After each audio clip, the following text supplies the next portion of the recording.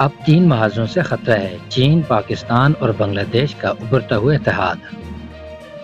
India के chief of defence staff general Anil Chauhan ने मंगल को एक बयान में कहा कि चीन, पाकिस्तान और बांग्लादेश के मफादात एक दूसरे से जुड़े हुए हैं, जो इलाकाई इस्तेहकाम को मुतासर कर सकते हैं।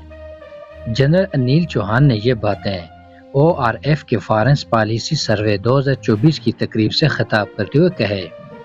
जनरल चौहान ने बहरा हिंद में इंडिया के लिए बढ़ते हुए चैलेंज की तरफ भी इशारा किया। उन्होंने चीन का नाम लिए बगैर कहा कि वो कर्जे देकर इस खित्ते में अपना असर रसूख बढ़ा रहा है।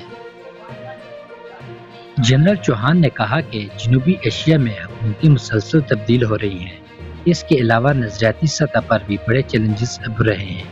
इस तरह चीन, पाकिस्तान और बांग्लादेश के आपस में जुड़े हुए मफादात भी सिक्योरिटी खदशात को बढ़ा रहे हैं।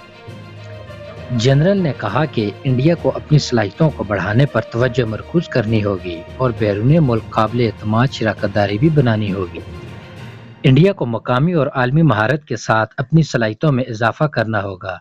हम इक्तसादी तरक्की और टेक्नोलॉजी को फ़रोग़ देकर ही कौमी सलामती को मजबूत बना सकते हैं।